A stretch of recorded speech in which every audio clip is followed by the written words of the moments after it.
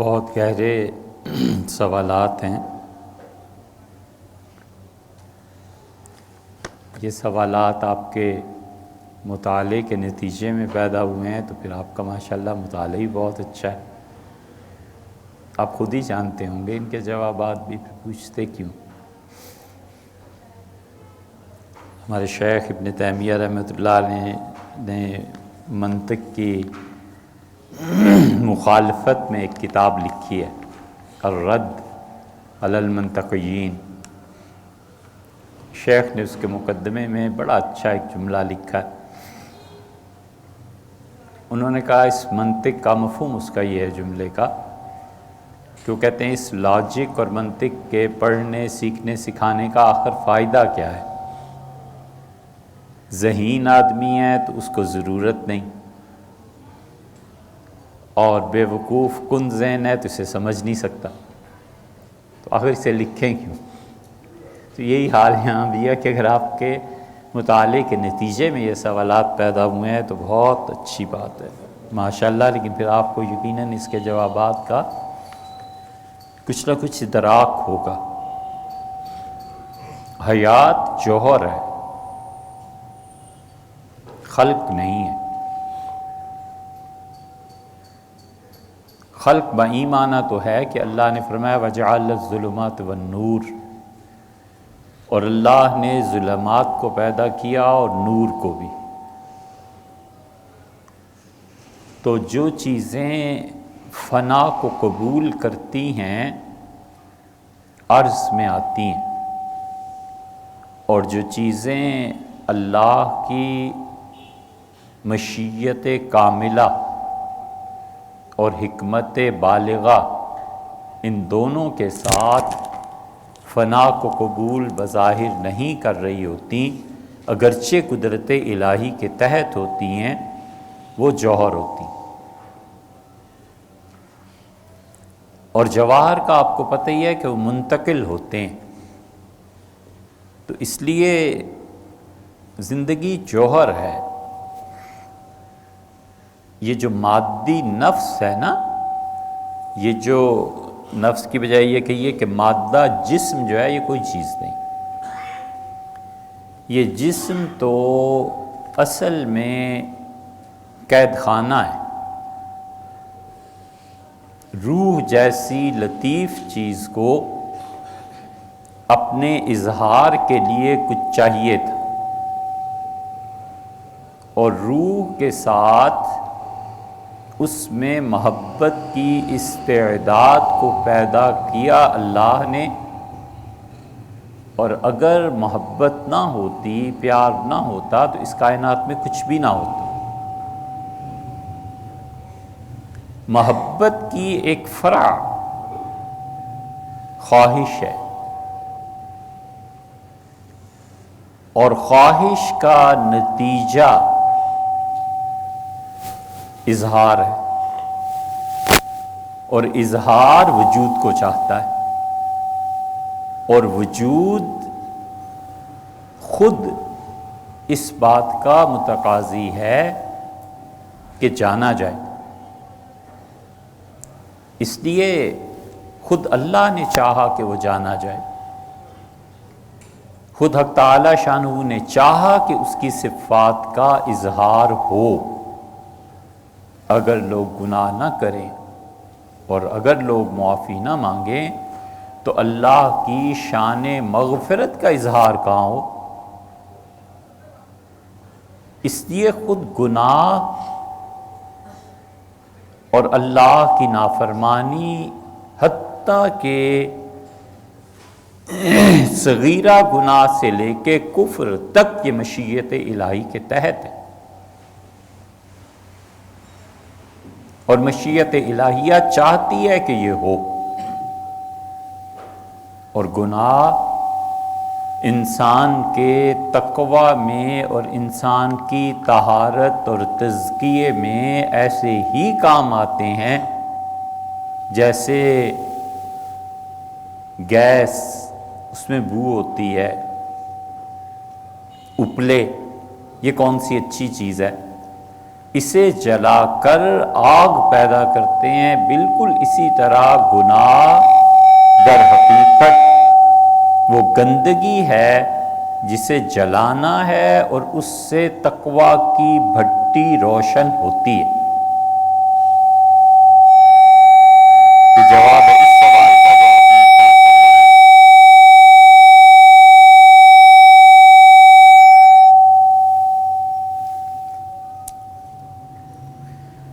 روح میں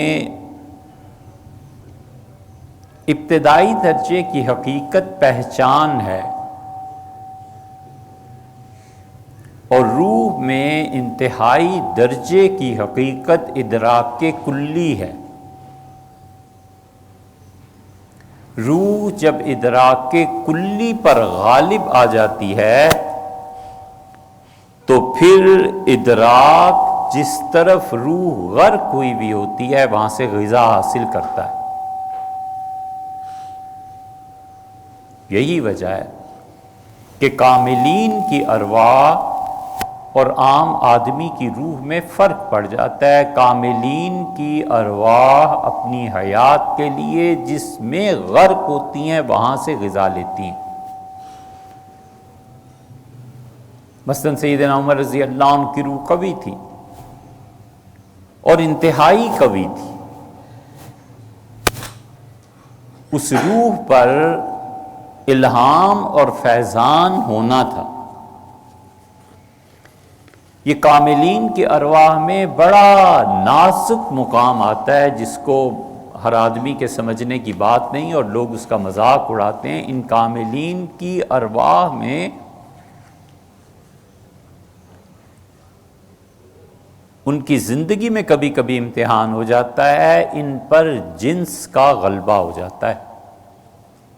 کاملین کی ارواح جتنی لطافت کے درجے میں پہنچتی ہیں اور جس قدر وہ شدت کے ساتھ غذا کو کھینچتی ہیں اسی قدر اس طاقت میں اضافہ ہوتا ہے، اور اس طاقت پر قابو پانے کی وجہ سے ان کی ترقی ہو جاتی ہے۔ اگر پھسل گئے اس سے تو پھر گئے جہاں گئے۔ اس لیے کاملین کی ارواح جہاں سے استفادہ کرتی ہیں وہاں سے عام آدمیوں کی روح کا گزر ہی نہیں ہوتا۔ سیدنا عمر رضی اللہ عنہ کی روح کامل تھی، اتنی کامل تھی کہ اسے عرش معلیٰ کے فیصلے لینے ہوتے تھے، اور کمال کی بات یہ ہے کہ خود رسول اللہ صلی اللہ علیہ وسلم ابھی زندہ ہیں اور ان کی روح وہاں کے فیصلے کھینچ رہی ہیں۔ تو اس قدر کامل روح تھی کہ 3 یا 6 یا 9 مقامات تو سیوطی وغیرہ نے گنوائے نا، 3 تو عام طور پہ علماء بیان کرتے ہیں کہ حضرت عمر رضی اللہ عنہ کی رائے کے مطابق قرآن فلاں فلاں فلاں جگہ پہ نازل ہوا، آپ جانتے ہی ہیں۔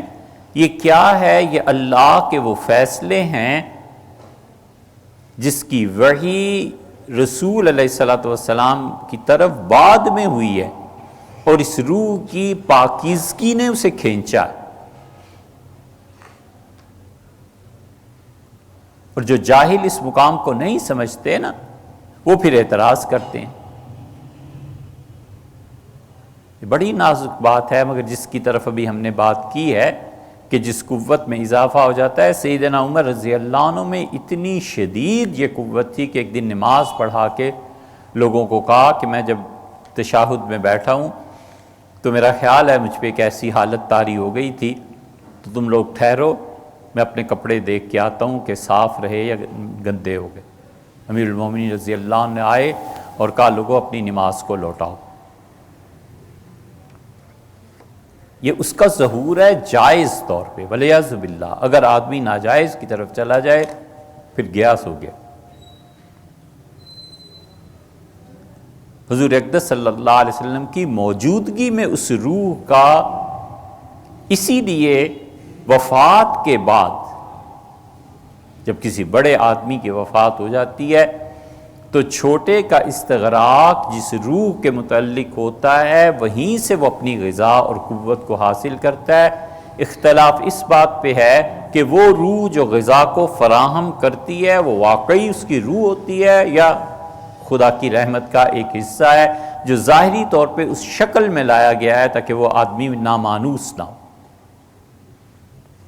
اس کی اصل ہی وہ صوفیہ کا جملہ ہے کہ انہوں نے اپنی وفات کے وقت کسی اپنے شیخ کو دیکھا مثلاً کہ وہ اس کی روح کو لینے کے لیے آئے ہیں، تو صوفیاء نے کہا کوئی شیخ کو نہ پتہ تھا نہ وہ روح لینے کے لیے آئے تھے، اللہ تعالیٰ نے فرشتوں کو ان کی شکل میں بھیجا تھا تاکہ اسے پہچاننے میں بھی دقت نہ ہو، یہ ہمارا اتنا پیارا بندہ ہے، اس کے لیے کوئی اجنبی چیز نہ آئے۔ اور نبی کی حالت چونکہ ان سارے بھول بھلائیوں سے کہیں زیادہ عرفہ و اعلیٰ ہوتی ہے، اس لیے فرشتے وہاں پر اپنی اصل صورت میں ظاہر ہو جاتے ہیں۔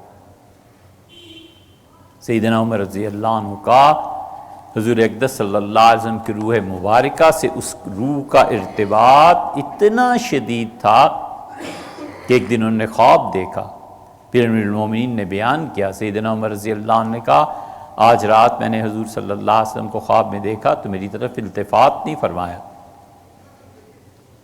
میں نے سلام پیش کیا تو جواب بھی نہیں دیا، مجھے لگا جیسے مجھ سے تھوڑے سے ناراض ہیں، پھر میں نے ہاتھ جوڑے عرض کیا اللہ کے رسول آپ مجھ سے کیوں ناراض ہیں؟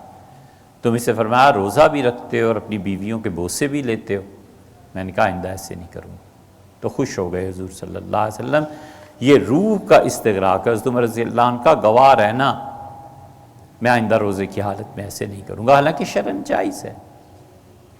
اس کے باوجود طہارت اس روح کو مطلوب ہوتی ہے جس روح سے یہ آدمی اپنے آپ کو سیراب کر رہا ہوتا ہے، تو اس لیے روح میں شعور ہوتا ہے، فہم کے تو روح کے کیا کہنے، وہ ایسی ایسی چیزوں کو گھیر لیتی ہے جو خدا کے فیصلے باپ کو بڑا درجہ ہونے کے باوجود بیٹے کو سکھائے جاتے ہیں۔ آپ نے قرآن نہیں پڑھا؟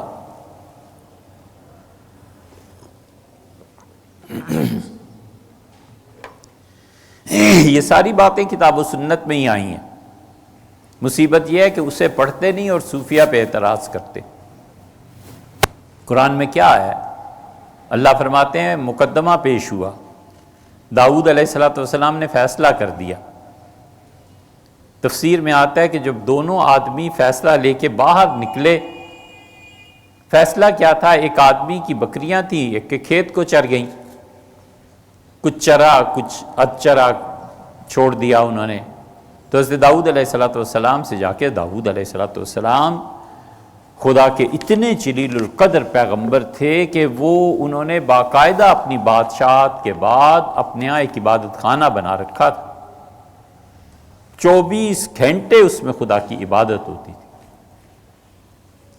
داؤد علیہ السلام نے ایک دن اللہ تعالیٰ سے خوشی سے عرض کیا کہ اے رب میں ایسا بادشاہ ہوں جسے آپ نے بادشاہت دی ہے، اور میری بندگی کا آپ کے ساتھ یہ حال ہے کہ آپ دیکھیں میرے عبادت خانے میں جو بنایا ہے ہمیشہ 24 گھنٹے آپ کی عبادت ہوتی ہے، ایک جماعت اٹھتی تھی ایک جاتی تھی، ایک لوگ بیٹھتے تھے دوسرے لوگ اٹھتے تھے۔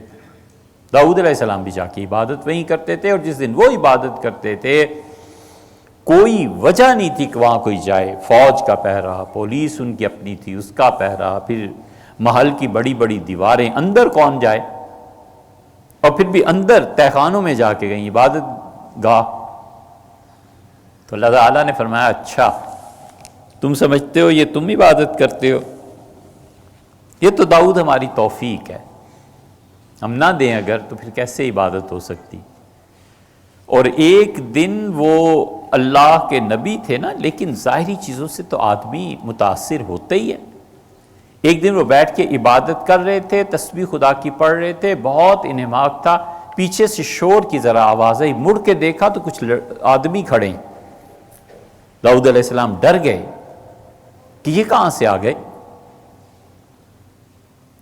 فوج کہاں گئی، پولیس، پہرا، گھر کے اندر تہخانہ، کدھر سے آ گئے؟ تو جب گھبرائے تو ان کا حضرت ڈریے نہیں، ہمارا ایک مقدمہ ہے۔ خیر وہ تو ایک الگ بات ہے، مقدمہ یہ پیش ہوا کہ اس سے کہا جی ہماری بکریاں اور یہ، تو حضرت داؤد علیہ السلام نے فرمایا کتنے پیسے ادا کرو، اس کھیت کا نقصان ہوا ہے۔ یہ روح کا فہم ہے۔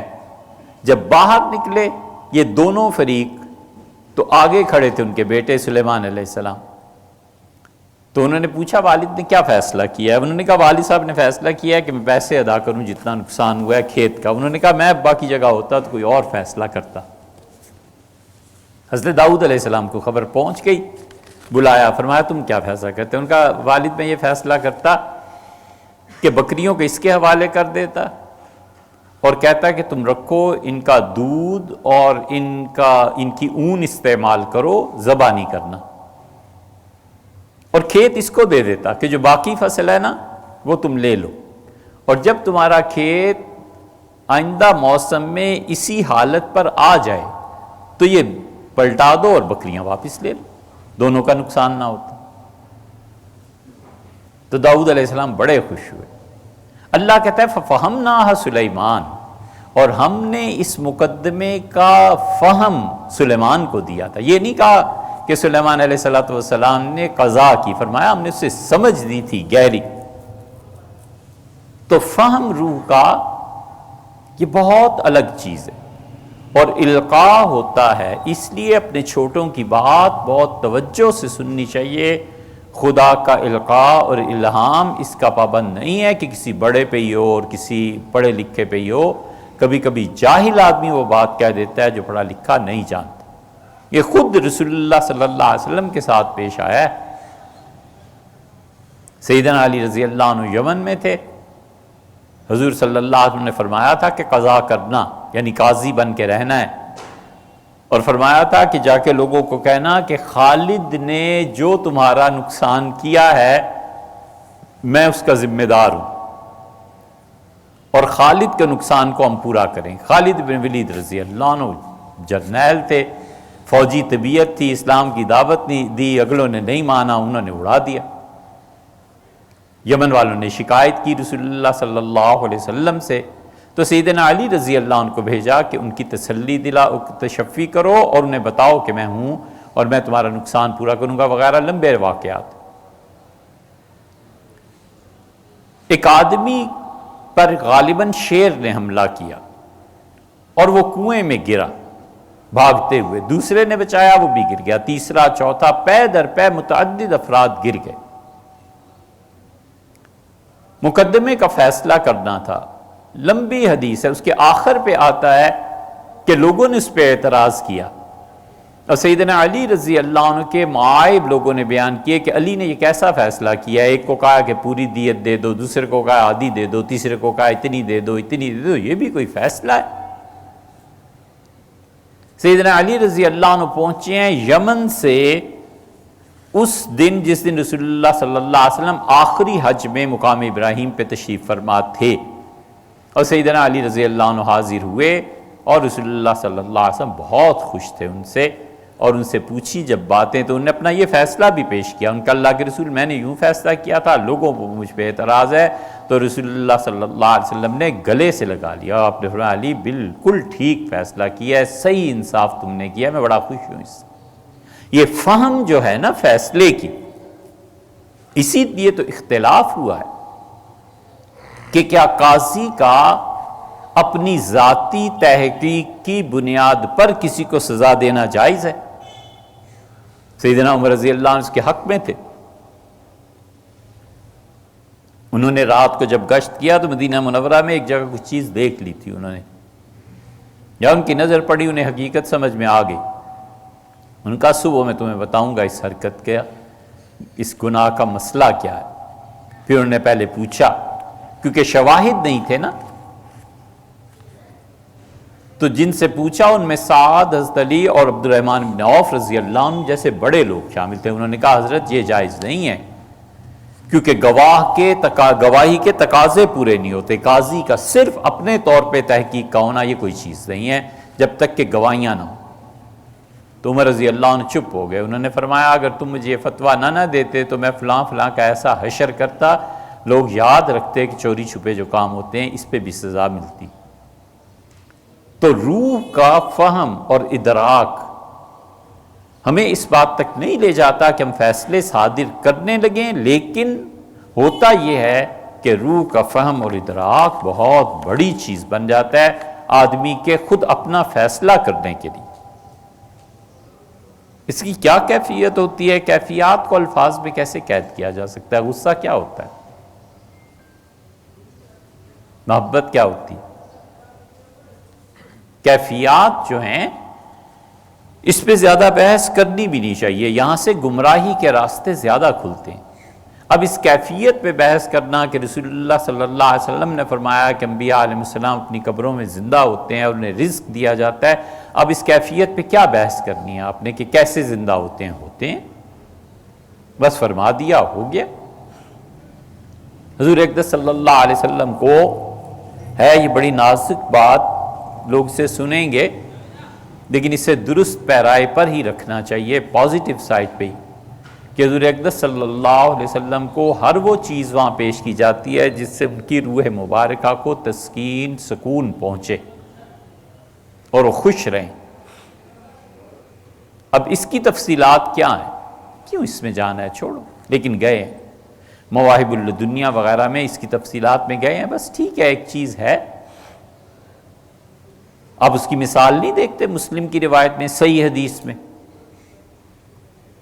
سیدنا موسیٰ علیہ السلام کے پاس فرشتہ آیا اور اس نے کہا حضرت چلیے، وہ انسانی شکل و صورت میں تھا۔ حضرت موسیٰ علیہ السلام نے کہا کدھر چلیں، اس نے کہا چلیے، اب زندگی ختم ہوئی، تو انہیں ایک تھپڑ مارا زور سے، تو فرشتہ گیا اللہ کے پاس، پھر وہ پریشان ہوا، اسے کہا اللہ ایسے جبار بندے کے پاس تو نے بھیجا ہے، اسے تو مارا مجھے اتنا کہ آنکھ میری باہر آ گئی۔ تو اللہ تعالیٰ نے فرمایا تم نے بات ہی اس طرح کی، تم جاؤ اور اس سے کہو کہ میں نے بھیجا ہے۔ تو آیا فرشتہ، اس سے پھر کہا، انہوں نے کہا ہاں پھر، اس نے کہا آپ کو اختیار ہے، چاہیں تو آپ اس دنیا میں رہیں اور چاہیں تو چلیں۔ ان کا اللہ تعالیٰ سے پوچھو مجھے کتنی مہلت دیتے ہیں۔ تو ارشاد باری تعالیٰ ہوا کہ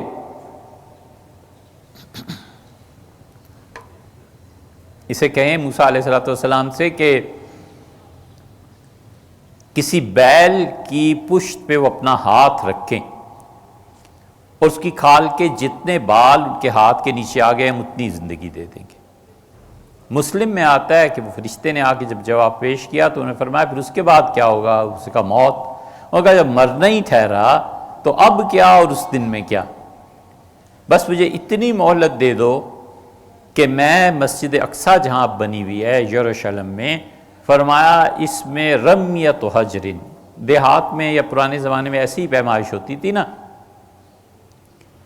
کہ اگر ایک پتھر اٹھا کر پھینکوں تو جتنی دور وہ جائے گا، بس مجھے اتنی مہلت دے دو کہ میں مسجد سے اتنے فاصلے پر جب پہنچوں تو میری روح کو نکال لینا۔ غالباً حضرت کی مراد یہ ہوگی کہ آئندہ کبھی اس جگہ مسجد بنے اور توسیع ہو تو میری قبر بھی اس میں آ جائے۔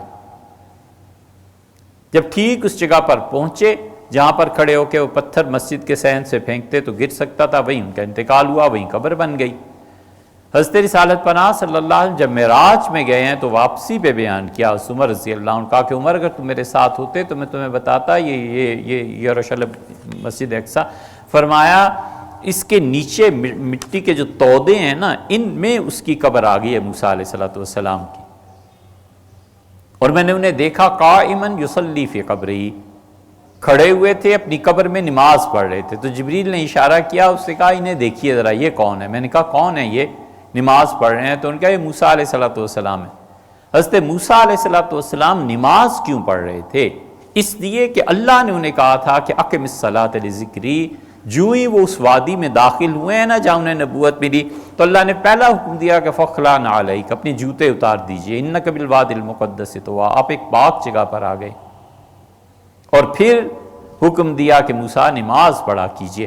سیدنا موسیٰ علیہ السلام کی ساری زندگی کا چین، اطمینان اور سکون نماز میں آ گیا تھا، قبر میں دیکھا نماز پڑھ رہے، یہ ہو جاتا ہے۔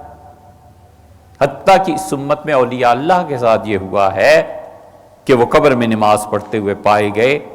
یہ بشر حضرت انس ابن مالک رضی اللہ عنہ کے شاگرد تھے، اور انس رضی اللہ عنہ سے انہیں اتنی محبت تھی کہ بشر کہتے تھے کہ میں انس کے رضی اللہ عنہ کے پاس گیا اور انس رضی اللہ عنہ نے کہا میں نے رسول اللہ صلی اللہ علیہ وسلم کو دفن کیا اور میں نے بڑے حوصلے سے اپنے آپ کو روکے رکھا رونے سے، اور جب اب مٹی ڈال کے واپس ہوئے تو میں ام المومنین عائشہ رضی اللہ عنہ کے حجرے کے سامنے سے گزرا تو ایک خاتون کی آواز آئی، اس نے کہا انس رکو، میں رک گیا، تو اس خاتون نے مجھے کہا کہ انس 10 سال جن ہاتھوں سے ان کی خدمت کرتے رہے، ان ہاتھوں نے کیسے گوارا کر لیا کہ اس پہ مٹی ڈالا ہے؟ وہ کہتے ہیں میں نے غور کیا تو یہ تو فاطمہ رضی اللہ عنہ تھی، پھر مجھ سے ضبط نہیں ہوا۔ انس رضی اللہ عنہ اس درجے کے آدمی تھے کہ انہوں نے ایک دن کہا لوگوں میری کتنی عمر ہے؟ لوگوں نے کہا 80 سال سے زیادہ ہو گئے۔ ان کا لوگوں اللہ کی قسم ہے مجھ پہ، میں نے کسی بھی دن ان 80 سالوں کی زندگی میں حضور صلی اللہ علیہ وسلم کی وفات کے بعد 60 سال بنتے ہیں ان کے، ان کا کوئی رات ایسی نہیں جب انہیں ہم نے خواب میں نہ دیکھا اور انہوں نے مجھ سے بات نہیں کی۔ انس کوئی معمولی آدمی، انس رضی اللہ عنہ کی والدہ لے گئیں، کہا آپ میرے بچے کے لیے دعا کریں۔ 9 سال کے تھے جب چلے گئے تھے، حضور صلی اللہ علیہ وسلم رکھ لیا تھا انہیں، بڑے خوش ہوئے، فرمایا کیا دعا مانگے؟ انہوں نے کہا اللہ کے رسول آپ کچھ بھی میرے بیٹے کے لیے دعا مانگے۔ آپ نے فرمایا اللہ انس کو لمبی عمر دے اور اس کی اولاد کو پھیلا دے دنیا میں، اور اللہ اسے بہت مال دے۔ تو انس رضی اللہ عنہ نے کہا مال تو میرا یہ ہے کہ لوگوں کے باغ سال میں 1 مرتبہ کھجوریں دیتے ہیں، میرا باغ 2 مرتبہ، سخت سردی میں بھی اور سخت گرمی میں بھی۔ اور پھر کہنے لگے کہ میری عمر کا حال یہ ہے کہ اب میں 80 سے زیادہ ہو چلا ہوں، اور میرے بچوں کا حال یہ ہے کہ میرے پوتے پوتیاں نواسے نواسیاں 120 کے قریب تو میں خود جنازہ پڑھ کے دفن کر چکا ہوں، کہاں کہاں چلے گئے ہیں مجھے نہیں پتہ۔ بڑا مقام۔ انس رضی اللہ عنہ کی ترمذی میں روایت آئی ہے، ایک دن کہا حضور صلی اللہ علیہ وسلم سے کہ اللہ کے رسول مجھے قیامت میں بھی ساتھ رکھیں۔ رسول اللہ صلی اللہ علیہ وسلم انس میں ساتھ رکھیں گے۔ انہوں نے عرض کیا اللہ کے رسول آپ کہاں ہوں گے؟ اتنی بھیڑ ہوگی، آپ کو کہاں ڈھونڈوں گا؟ یہ صحابہ کرام رضی اللہ عنہم کے متعلق ابن مسعود نے جو کہا ہے نا جملہ کمال کی بات، ان کا اختارہم اللہ لصحبت نبیہ، اللہ نے خود ان اس جماعت کو چنا تھا اپنے نبی صلی اللہ علیہ وسلم کی صحبت کے لیے۔ آپ نے فرمایا انس جہاں لوگوں کے اعمال تلیں گے نا وہاں آ جانا، وہاں تمہارا انتظار رہے گا۔ عرض کیا کہ اللہ کے رسول وہاں نہ ہو، تو آپ فرمایا حوض کوثر پہ آ جانا۔ تو میں نے عرض کیا اللہ کے رسول وہاں بھی نہ ہو، تو فرمایا اللہ تعالیٰ کی اپنی جہاں کرسی ہوگی عرش ہوگا وہاں آ جانا۔ میں نے کہا اللہ کے رسول وہاں بھی نہ ہو، آپ نے فرمایا نہیں 3 جگہ میں سے ایک جگہ تمہیں ضرور مل جاؤں گا، اور ہاتھ پکڑا انس رضی اللہ عنہ، فرمایا اس طرح پکڑ کے نا تمہیں اللہ کے سامنے لے جاؤں گا اور عرض کروں گا کہ جنت میں بھی میرے ساتھ رکھیں، دنیا میں میرے ساتھ رہا۔ یہ کچھ چھوٹی چیز ہے۔ یہ انس رضی اللہ عنہ کے خادم تھے بشر حضرت انس رضی اللہ عنہ کو پتہ چلتا تھا نا کہ آیا تو فرمایا تھا میرے ہاتھوں پہ خوشبو لگاؤ، میرے ہاتھ چومے بغیر یہ رہتا نہیں۔ اور بشر جب جاتے تھے ہاتھ چوم رہے ہیں، پاؤں چوم رہے ہیں، سر چوم رہے ہیں، اتنی محبت تھی حضرت انس رضی اللہ عنہ۔ ان کی جب تدفین ہوئی ہے تو ایک آدمی کہتا ہے کہ میرے پیسے گر گئے، اور میں نے آ کے بشر رحمۃ اللہ علیہ کی بیٹی سے کہا کہ میرے پیسے گر گئے ہیں آپ کے والد کی قبر میں، تو ان کا جاؤ اور جا کے کھود لو، مجھے کیا ہے۔ تو کہتے ہیں جب میں نے ان کی قبر کھودنی شروع کی، رقم زیادہ تھی، تو ایک جہان مجھ پہ کھلا کہ وہ بشر تو نماز پڑھ رہے ہیں۔ تو پھر پلٹا۔ لمبی روایت کا مختصر خلاصہ یہ کہ میں ان کی بیٹی سے پوچھا آپ نے اپنے والد کو کبھی دعا مانگتے دیکھا ہے؟ ان کا بارہ، ان کا کیا مانگتے تھے؟ ان کا خاص طور پہ یہ میرے والد دعا کرتے تھے تہجد میں کہ اللہ نماز اتنی اچھی لگتی ہے کہ قبر میں اگر کسی کو اجازت ہو تو مجھے بھی دے دیں۔ انہوں نے کہا میں خود دیکھ کے آیا ہوں آپ کے والد نماز پڑھ رہے ہیں۔ تو روح کا جو کیفیات ہے نا اس میں پڑھنا نہیں چاہیے، لیکن کیفیت سکون کی اس سے طاری ہوتی ہے جس چیز کی طرف اس کی رغبت تھی، اس کی قبر میں ویسی چیزیں پیش کرتی جاتی۔ اور عام مسلمان تو بہت محاورہ ہوتا ہے، آخر اتنی بات کیا تھوڑی ہے کہ ایک عام مسلمان کے مقابلے میں اس نے اپنے نفس پہ قابو پایا ہے، ایک عام مسلمان کے مقابلے میں اس نے اپنے غصے پہ قابو پایا ہے، ایک عام مسلمان کے مقابلے میں اس نے تکالیف زیادہ برداشت کی ہیں، ایک عام مسلمان کے مقابلے میں اس نے اپنی محبت کا مرکز اور محور اللہ کو رکھا ہے۔ یہ تھوڑی سی بات ہے، تو اسے کچھ نہ کچھ تو ملنا چاہیے نا کریڈٹ۔ برزخی حیات میں نیند جیسی حالت ہو، اس سے بہت قوی ہے، اس سے بہت قوی ہوتا ہے برزخ۔ نیند میں تو پھر ایک مثال ہی ہے، بس سمجھی جا سکتی ہے، ادروائز برزخ کی جو زندگی ہے بہت قوی ہوتی ہے۔ برزخ کی زندگی میں کہیں آپ سے کیا، لیکن برزخ کی زندگی میں جو لوگ حالت اطمینان میں ہوتے ہیں نا، وہ پیچھے والوں کا مشاہدہ کرتے رہتے ہیں۔ یہ ہمارے عقیدے میں شامل ہے، اہل السنہ کے عقیدے میں یہ بات شامل ہے۔ اہل تشیع اس کو نہیں مانتے، ان کا عقیدہ نہیں ہے یہ۔ وہ کہتے ہیں یہ کیسے ممکن ہے کہ وہ وہاں بیٹھا ہوا ہے جنت یا جہنم میں اور تمہیں دیکھ رہا ہے۔ ہم کہتے ہیں کہ حالت برزخ میں اس کو یہ حیثیت دی جاتی ہے کہ اپنے چھوٹوں کے لیے دعا کرے یا اپنے چھوٹوں کو دیکھتا رہے۔ اگر وہ گناہ کر رہے ہیں تو ان کے لیے مغفرت کی دعا کرے، اگر وہ اچھے کام کر رہے ہیں تو خوشی کا اظہار کرتا ہے، اور اسی لیے اس کا جب درجہ بڑھتا ہے پیچھے رہ جانے والوں کی دعاؤں سے تو وہ اور بھی خوش ہوتا ہے کہ میں اپنے بعد ایسی اولاد چھوڑ کے آیا ہوں۔ کسی آدمی کا اپنے بعد ایسے لوگ چھوڑ جانا دنیا میں جو اس کے لیے دعا مانگتے رہیں، بہت بڑی بات ہے۔ اللہ نے فرمایا ہے کہ وَجَعَلَهَا كَلِمَةً بَاقِيَةً فِي عَقِبِهِ، اور ابراہیم علیہ السلام اپنے بعد اپنی اولاد میں بہت اچھا جملہ چھوڑ کے گئے۔ جملہ کیا تھا؟ لا الہ الا اللہ، یعنی اس نے اپنی اولاد اسحاق، اسماعیل، پھر اپنے پوتے یعقوب، اس کے اولاد یوسف علیہ السلام وغیرہ وغیرہ، ان سب میں اچھا جملہ چھوڑ کر گئے تھے ابراہیم لا الہ الا اللہ کا۔ اس کا نفع انہیں بھی تو وہاں پہنچتا ہے۔ اس لیے یہ جو آپ نے فرمایا ہے نا کہ حالت برزخ جو ہے وہ نیند سے بہت قوی ہوتی، اسی لیے حضرت ابو الدرداء رضی اللہ عنہ سے کسی نے کہا کسی بات کا، تو انہوں نے کہا ابو الدرداء نے اس دن سے گناہ چھوڑ دیے ہیں جس دن سعد کا انتقال ہوا ہے۔ سعد ابن ربی رضی اللہ عنہ کے ساتھ ابو الدرداء جا رہے تھے غزوہ بدر احد میں، کیا پتا تھا کس نے مر جانا ہے اور کس کی شہادت ہو جائے گی۔ سعد نے عبد الرحمن ابن عوف رضی اللہ عنہ سے کہا، ہاں ابو الدرداء رضی اللہ عنہ کی بھی روایت آتی، ان سے کہا کہ جی چاہتا ہے مرنے کے بعد بھی اکٹھے ہی رہیں۔ تو انہوں نے کہا سعد تم اگر مر گئے نا، شہید ہو گئے، تو میرے اعمال تمہارے سامنے پیش ہوں گے، تو میں تو بڑا گناہگار آدمی ہوں، پھر کیا ہوگا۔ صحابہ رضی اللہ عنہ بات کر رہے ہیں تو خزائر رسول اللہ صلی اللہ علیہ وسلم سنی ہوگی تو ہی تو کر رہے تھے، ورنہ یہ کوئی قیاس کی باتیں تھوڑے ہی ہیں۔